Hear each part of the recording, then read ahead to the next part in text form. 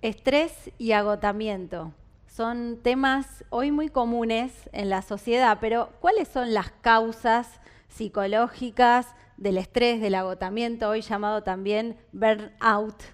¿Cómo poder reconocer desde el punto de vista de la psicoterapia de Carl Gustav Jung y el cuarto camino de Gurdjieff que hay factores históricos que están marcando este proceso en la humanidad, pero que también hay factores individuales sobre los cuales nosotros podemos ir trabajando?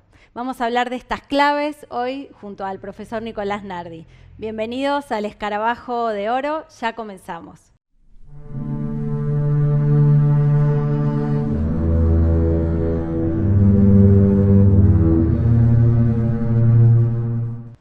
Bien, vamos a analizar, Florencia. Primero ver cuál es la definición oficial, lo que cualquier persona buscando en internet o en un diccionario busque qué es el estrés para tratar de identificar esto en sí mismo, o por qué ha escuchado o porque asocia lo que le sucede a esta palabra, que es en realidad un proceso más que una palabra. Bueno, la definición oficial es que el estrés es la reacción de nuestro cuerpo a un desafío o demanda de nuestro cuerpo. Prestemos atención a lo que se dice, habitualmente asociado al cerebro. Vamos a hacer una observación acerca de eso y vamos a explicar que en realidad el proceso del estrés, vamos a ir desarrollando luego, no solamente es un proceso físico, porque acá estamos hablando de una psicología humana y no de un animal, porque los animales también tienen estrés cuando se los cambia de hábitat. Esto también se usa para hablar del reino animal. Aquellos amantes de los animales han identificado esto con mucha claridad como uno de los problemas que tienen los animales cuando se los cambias de hábitat, lo cual le produce una tensión que en el animal es netamente instintivo eso, porque sus instintos no se pueden expresar naturalmente, según las leyes de la naturaleza. Pero en el humano hay un factor además psicológico, el estrés, y todo lo psicológico se va a expresar a través de nuestro cuerpo. Así que esa definición es limitada si hablamos de un ser humano. No solamente es el síntoma físico que tenemos en común con los animales, pero además tenemos una mente que no es el cuerpo. Y esto es lo que nosotros hablamos mucho desde nuestro canal y desde nuestra enseñanza. Por otro lado, ese es un tema, analizar que el estrés en pequeños episodios o en una dimensión o en determinadas circunstancias no necesariamente es algo negativo. Y claro, esto automáticamente me puede llevar a querer cambiar el video.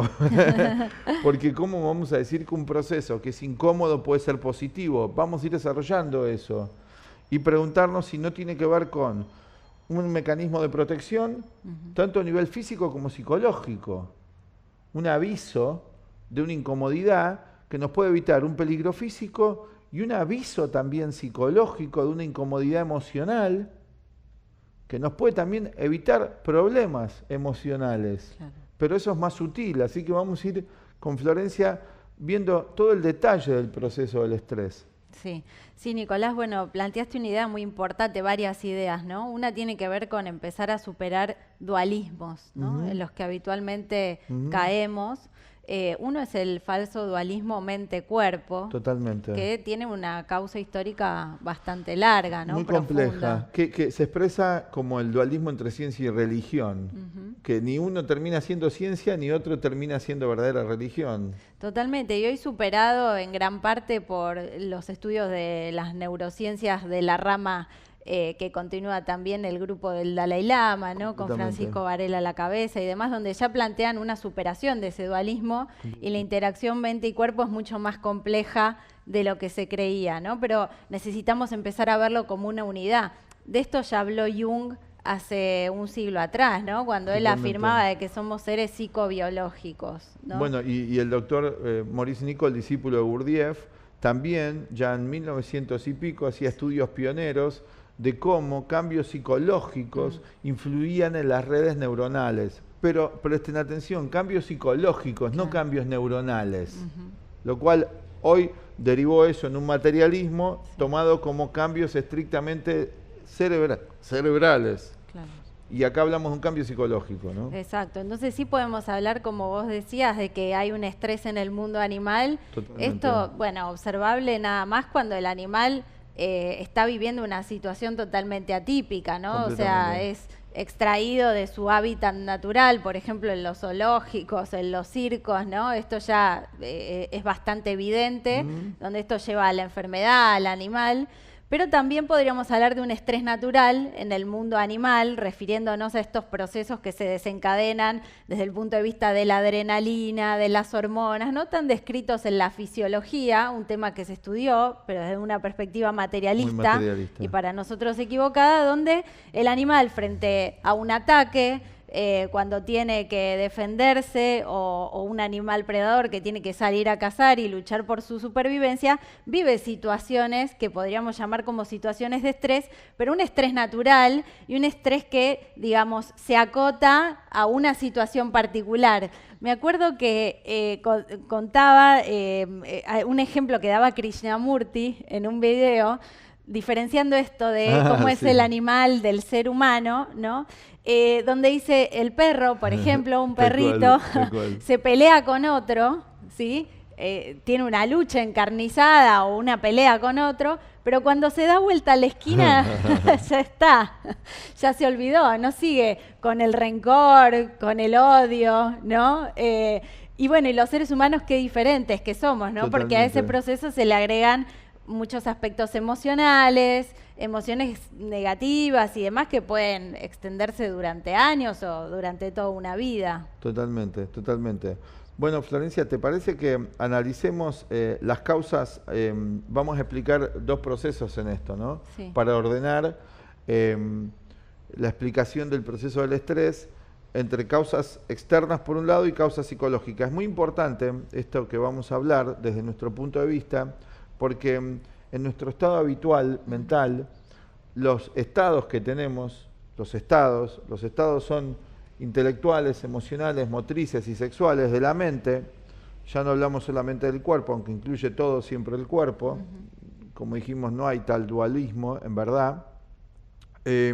Tenemos que nosotros intentar, por medio de la autoobservación, identificar con claridad qué nos está pasando.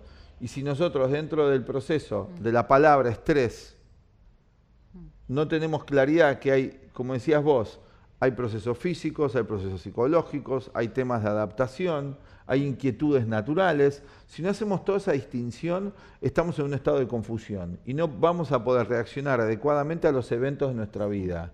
Ni a los eventos de nuestra vida, que son externos a nosotros, ni a los estados. ¿Por dónde empezamos? Por las causas externas, quizás, sí. Empezando por lo más externo hoy, ¿no? Pienso que sí, porque primero que lógicamente la influencia de la sociedad al individuo es algo muy claro.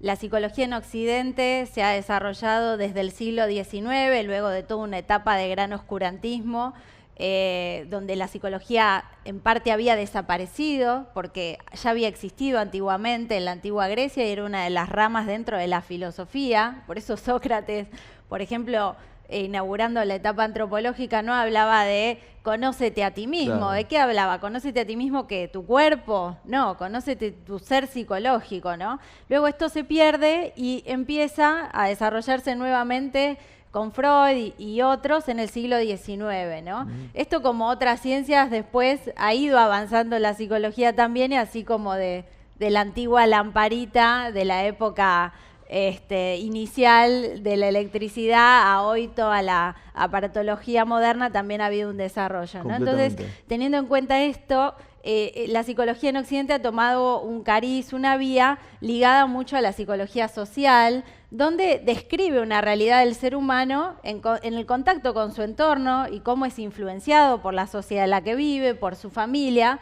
Esto es innegable, hoy en día es muy clara la influencia de la sociedad en el individuo.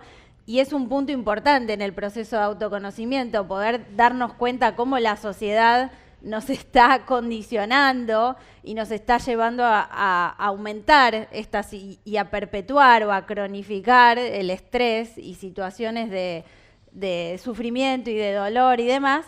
Pero claro, el ser humano no es solo un ser social, ¿no? Esto ha quedado, en muchos casos, se ha tomado de una manera muy limitada, ¿no? Desde nuestro punto de vista, desde la perspectiva de la psicología de Jung o del Cuarto Camino, y ellos han propuesto también que hay causas más profundas en los procesos que acompañan también a los temas sociales, ¿no? Pero bueno, como vos decías, para empezar a ver qué es lo que uno puede ver, que hay una forma de vida moderna hoy donde hay gran cantidad de información. Esta es la época de la información, es la época donde todo el tiempo estamos conectados, recibiendo muchísimas impresiones permanentemente, desde que nos levantamos hasta que nos vamos a dormir, experimentamos un montón de eventos, muchísimos, comparados con otras épocas de la historia de la humanidad.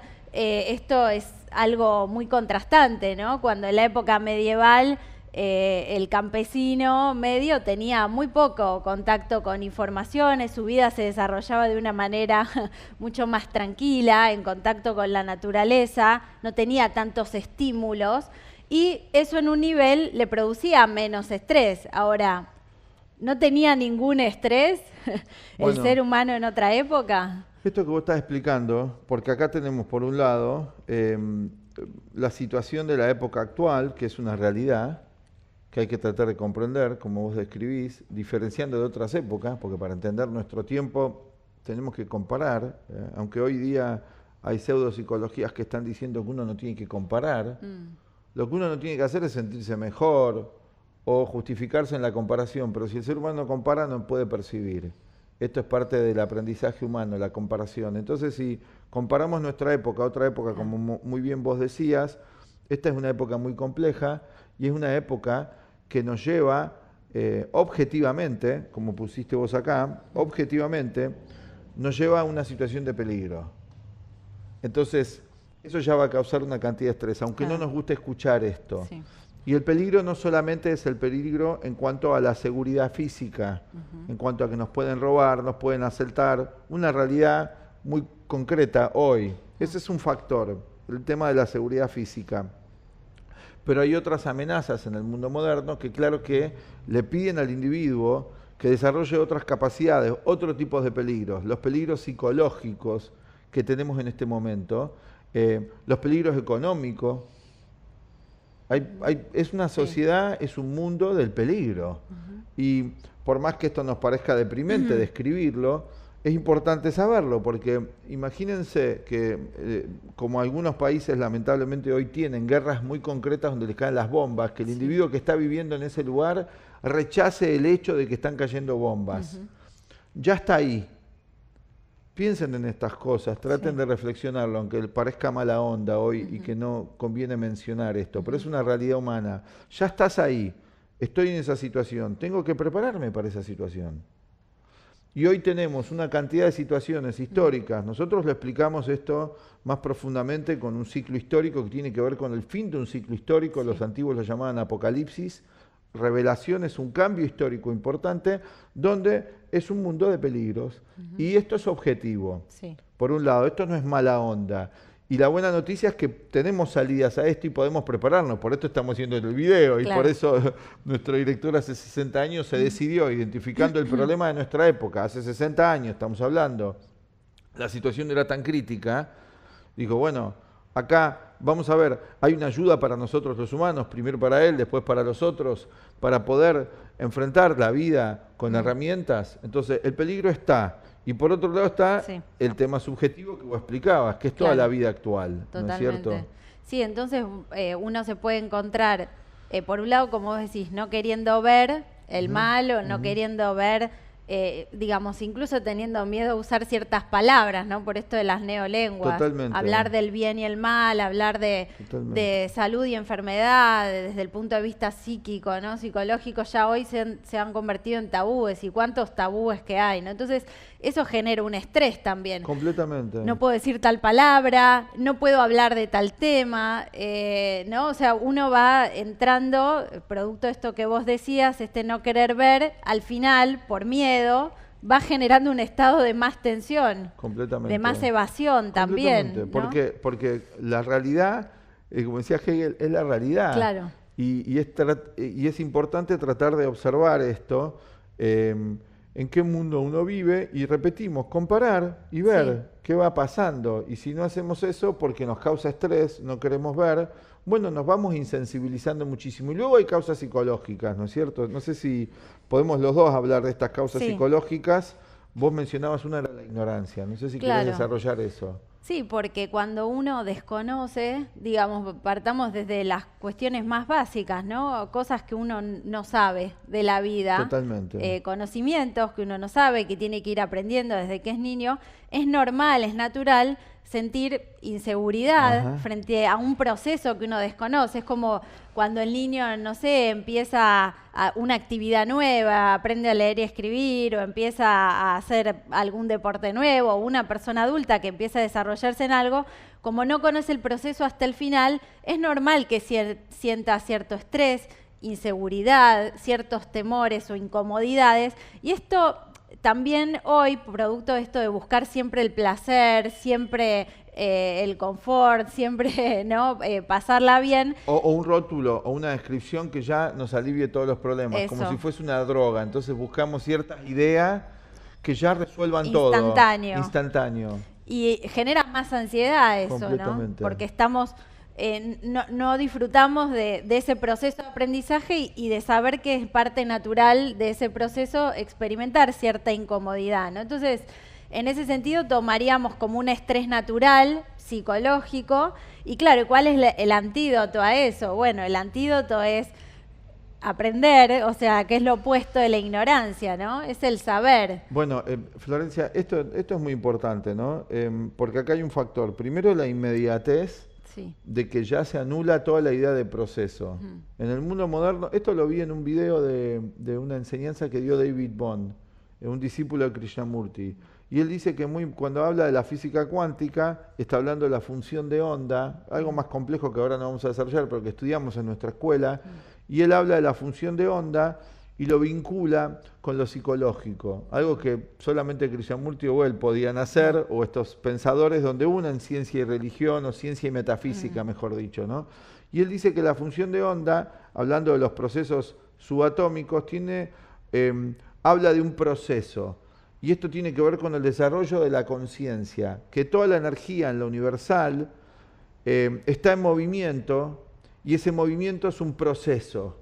Y nosotros no pensamos nada en términos de proceso. Y esto se ha anulado. Miren, el proceso de envejecimiento se anula. Todos tenemos que ser jóvenes. Sí. El proceso de dolor para aprender se pretende anular.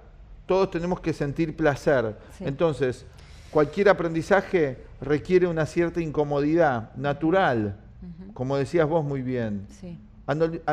Anulamos toda la idea de proceso, y si anulamos la idea de proceso solo queda el momento actual sin estar en el presente, y esto genera una ansiedad extraordinaria. Esto produce estrés. Ansiedad es sinónimo de estrés, es una de las sintomatologías del estrés. Muchos han investigado que esto obedece también a causas más profundas que vamos a desarrollar, que tiene que ver con un cambio en nuestro planeta, en el latido de la Tierra, que lo llaman la resonancia Schumann. Cuando en tu cuerpo se acelera el ritmo cardíaco o está más lento, cambia y altera la percepción eso. Cualquier persona que tiene este síntoma lo puede verificar. O me puedo marear, pero me va a alterar la percepción. Imagínense algo extraordinario, que nuestra Tierra está haciendo ese cambio de latido, de sus pulsaciones y de sus tiempos. Todos los que estamos adentro vamos a ser afectados, pero eso sería ir más profundo al tema, y hoy vamos a hablar más de lo psicológico, pero hay que mencionarlo. Sí, es importante, ¿no? Entonces, tener presente que está este disconfort natural, podríamos decir, y que como vos antes planteabas desde el principio, esto de superar los dualismos, ¿no? En este caso de mente y cuerpo, también podríamos pensar en superar otros falsos dualismos que hoy se van imponiendo con otras ideas, ¿no? Como esto de que salir de la zona del confort es bueno, como hablábamos antes de hacer este video, ¿no? Donde lógicamente uno no puede esperar siempre estar cómodo, porque ahí, a ver, la ignorancia fundamental, volviendo al punto anterior, es qué es la vida y cuál es la naturaleza de la vida, ¿no? Y el proceso de la vida. Claro. De esto ya habló, bueno, todos los grandes sabios, Buda, hace 2500 años, ¿no? No aceptamos el sufrimiento, no aceptamos el dolor como parte de un proceso natural de la vida. Eso no significa que uno vaya a buscar el dolor. Entonces, estas ideas que están difundiendo, que tienen una parte cierta, pero que también confunden, de salir de la zona del confort para hacer un cambio, plantea un falso dualismo con esto de confort, disconfort. Totalmente. Entonces, bueno, salir de la zona de confort entonces es estar siempre sufriendo. ¿Pero quién lo va a querer hacer eso? Nadie. O sea, porque claro, la idea que te venden suena bien, te dicen salir de la zona de confort. Y uno dice, ay, sí, tal cual, yo en esta situación estuve incómodo y tengo que aceptar estar incómodo. No tengo que aceptar estar incómodo, lo que tengo que ser es consciente. Claro. Este es el dualismo equivocado, porque no hacemos el proceso, no es cuestión de estar cómodo o incómodo, es cuestión de tener conciencia. Y en ese proceso cada uno, según su tipo psicológico, lo va a ir tomando con diferentes matices. No todos tenemos que tener la misma reacción sutil frente a los eventos. No. Algunos somos un poco más inquietos, otros más pasivos, y está bien eso es el tipo psicológico de cada uno. Sí, sí, sí.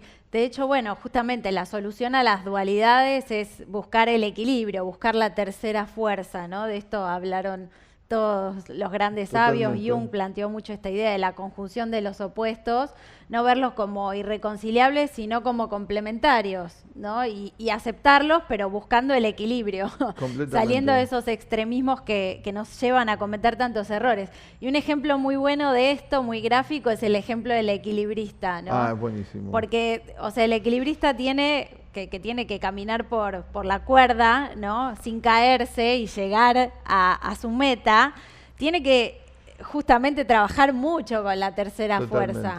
Si está demasiado tenso, si está demasiado estresado, es decir, no va a poder manejar ese proceso. Y no porque pongo tieso y me caigo de la cuerda. Totalmente. Y si está demasiado flojo, demasiado relajado, con muchas, digamos, fantasías, esto es muy fácil hacerlo, entonces no me preparo lo suficiente. Totalmente. También seguramente se caiga, ¿no? Entonces necesita justamente estar en un punto de tener la tensión suficiente para sostenerse y también el relax suficiente para poder controlar los temores y las interferencias que pueda tener de otras funciones. Que vamos a desarrollar más adelante, pero me acuerdo de un apunte muy técnico de este proceso que tiene que ver con la adaptabilidad. Que dos procesos, o me adapto mecánicamente a la vida con todas sus demandas, o sea, reacciono mecánicamente, casi como un animal, pero siendo humano, que no sería problema para el animal, o me adapto conscientemente. Entonces, esto de la cuerda, estaba pensando mientras vos dabas el ejemplo, que va el equilibrista en la cuerda, ¿no? Y adaptarse es que no solamente está la cuerda y el equilibrista, hay un entorno, hay clima, hay viento. Entonces, la adaptación es que si es rígido y viene un viento y él está tieso, lo va a voltear. Sí. Es como el árbol, imagínense, hay un ejemplo antiguo que daban del árbol, ¿no? Que tiene un tronco muy firme, pero luego tiene las ramas y las raíces que le permiten cierto vaivén, si no se quebrarían automáticamente los árboles. O sea, sabemos adaptarnos conscientemente a la vida. Y acá vos habías mencionado un factor importante, que es el tema también de la presión puesta por todo lo que es falso en nosotros, que nos pone una presión también de estrés artificial. Gurdjieff lo llama sufrimiento inútil esto. Exacto. ¿Querés desarrollar esa idea un poco? Sí, está conectado también con el último video que habíamos hecho del diálogo, de esto de las imágenes que nos hacemos de nosotros mismos, ¿no? Sí. Los retratos que nos hacemos, que tienen que ver mucho también con las descripciones que nos han ido dando desde que somos chicos. Fulanito es así, este es asá.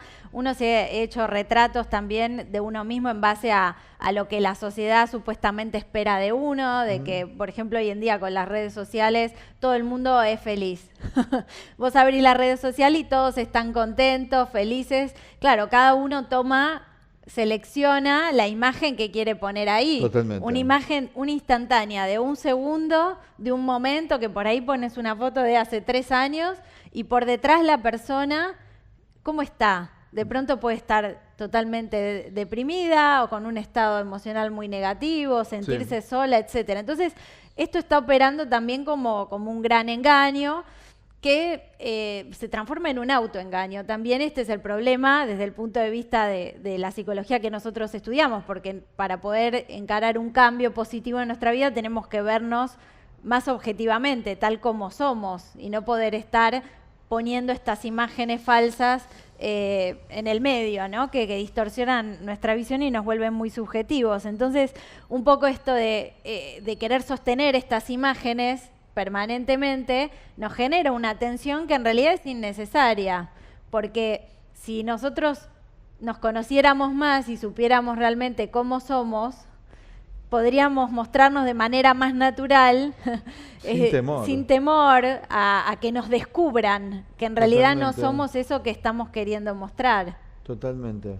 Bueno, hablamos de la aceptación, ¿no? La otra vez, y pienso que todo esto del uso del lenguaje actual se ha transformado en algo muy peligroso, ¿no? Sí. Porque han distorsionado todo el sentido de las palabras y ya llevan un montón de asociaciones. En esto de mostrarnos como somos, naturales, primero tenemos que dejar de ser naturales.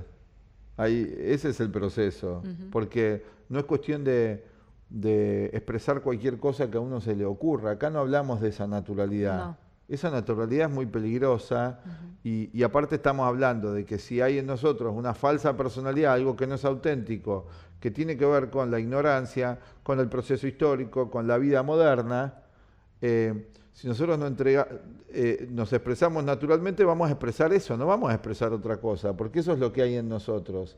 Vamos a tener que hacer un trabajo interior para descubrir en nosotros lo auténtico. Entonces, eso invita a todo un proceso de cambio psicológico. Vos decías antes, no está la idea, que lo dijiste en otros términos, de la vida como una escuela. No está en el materialismo esa idea. ¿Qué estamos haciendo acá? ¿Esperando el fin de semana largo para tener algún disfrute como una zanahoria para el burro? Pero por Dios, piénsenlo seriamente. Ahora cambió el mundo porque ahora hay restricciones y ahora estamos en otra etapa, pero de todas maneras psicológicamente sigue la inercia de ese pensamiento. Sí.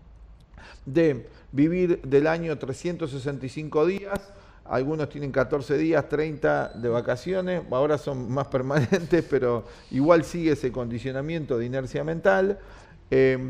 Vivir una gran cantidad de nuestra vida para luego tener un momento de distensión, es totalmente insensato eso. Hemos participado, ya van 2 siglos del materialismo, era industrial y demás, donde hemos ido adquiriendo esta noción falsa de la vida. Eso siempre nos pone en nuestra mente en el futuro. O sea, tenemos que tratar de que nuestro día, que dura 24 horas, con resonancia Schumann se han acortado los días, pero digamos oficialmente 24 horas, tratar de que ese día cierre para nosotros lo más integralmente posible, no perfecto.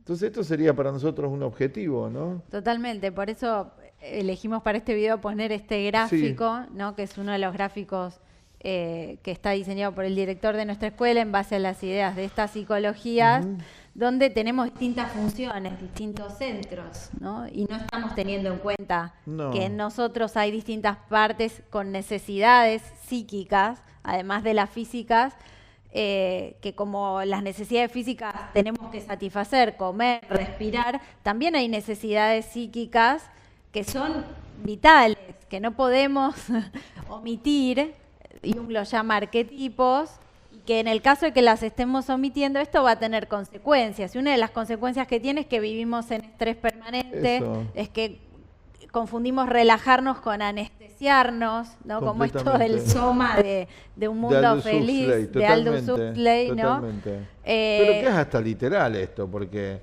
tomamos pastillitas para esto, para lo otro, buscamos algún placer, otras cositas.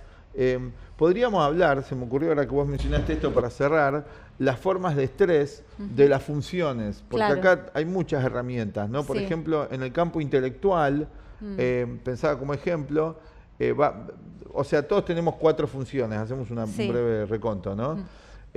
Así como nuestro cuerpo tiene partes, nuestra mente tiene partes también. Una parte intelectual, una función intelectual, una función emocional, una función motriz y una función sexual. Cada una de estas partes, de estas funciones, ha sido diseñada para cumplir un propósito y una función, como la palabra lo indica. En el caso intelectual pensaba el estrés, y el estrés, por ejemplo, lo producen las opiniones a nivel intelectual, que es la parte mecánica de lo intelectual. Que esto tiene un correlato en el vínculo, en la relación, porque quiero sostener mi opinión, entonces entro en conflicto con la opinión del otro, discusiones, conflictos, etcétera, ¿no? Y también produce estrés la opinión en cuanto a no reconocer lo que ignoro. Porque si yo reconozco lo que ignoro de un tema de la vida, me pongo a aprenderlo. Claro. Y sé que me va a llevar un proceso. Y aguanto esa intranquilidad del proceso. Ahora sí, sé todo, soy el Homo sapiens.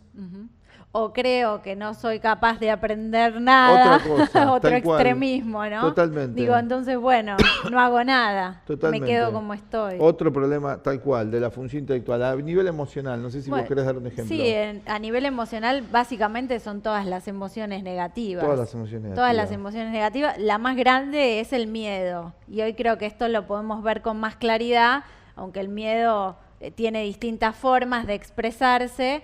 Pero hoy en día, bueno, el miedo a la muerte, el miedo a la enfermedad, el miedo a la soledad, el miedo, ¿no? Entonces eso lógicamente genera toda una tensión que, volviendo al inicio del video, es psicofísica, o sea, tiene efectos psicológicos y tiene efectos también en nuestro cuerpo. Totalmente. En nuestro sistema inmunológico. Por lo tanto, para sintetizar, creo y cerrar, estas dos funciones, que es la parte instintiva motriz, nuestro cuerpo, y la sexualidad, que tiene dos usos, tomando la parte física solamente, sufren un bombardeo constante, que es nuestro cuerpo, de una mente desequilibrada en el plano intelectual y en el plano emocional. Entonces, hoy se hacen terapias para resolver los problemas instintivos, motrices, problemas físicos de alimentación o problemas sexuales, y desde nuestro punto de vista no van a tener una solución profunda porque la causa está acá, en lo psicológico. Entonces, para que esto empiece a funcionar en armonía, tiene que estar el pensamiento y la vida emocional más integrada. Y esto se ajusta misteriosamente, porque el sistema nervioso, ¿no? Simpático, parasimpático, está dirigido por lo que Jung llama lo inconsciente. Entonces, si hacemos un cambio acá nosotros, desde el plano intelectual y emocional, y logramos más armonía dentro de la medida de lo posible, cada uno vamos haciendo eso, el inconsciente, que se expresa muy a través del cuerpo, va a cooperar. Va a cooperar.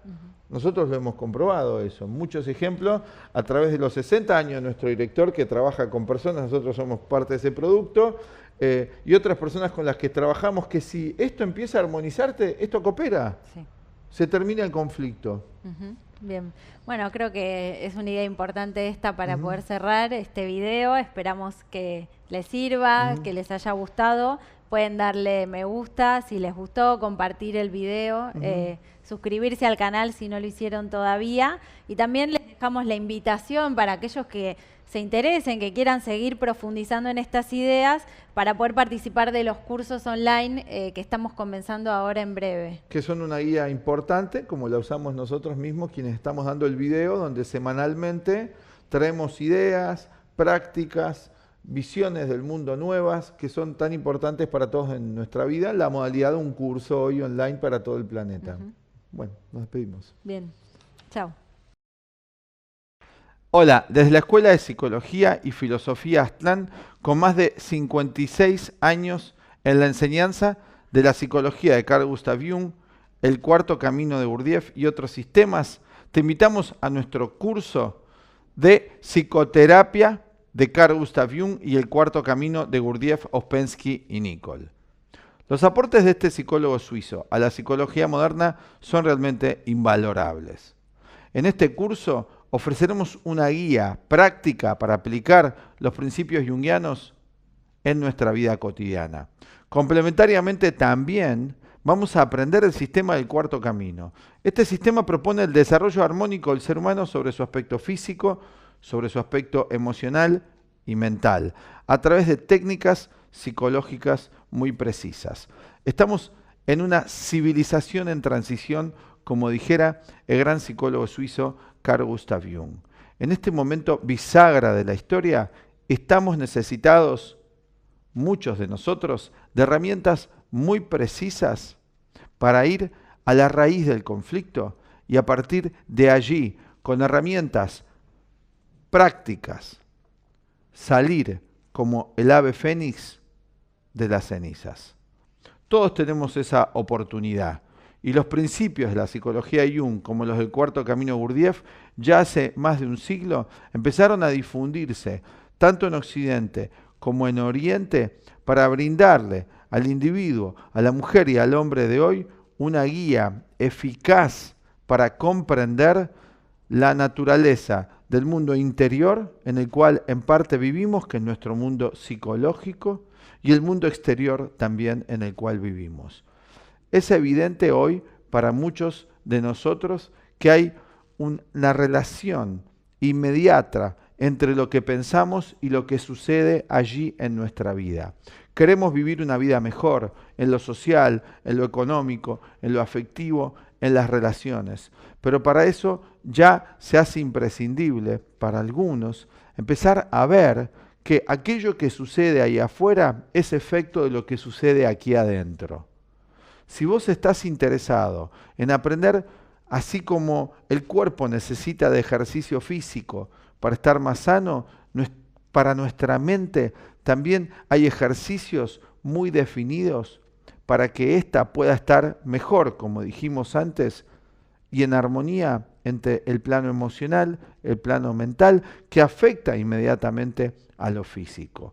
Bueno, si estás interesado en aprender más sobre estos sistemas realmente profundos, realmente alternativos a lo que se está ofreciendo y desconocidos para la mayoría en profundidad, te invitamos a este curso sobre la psicoterapia de Carl Gustav Jung y el cuarto camino.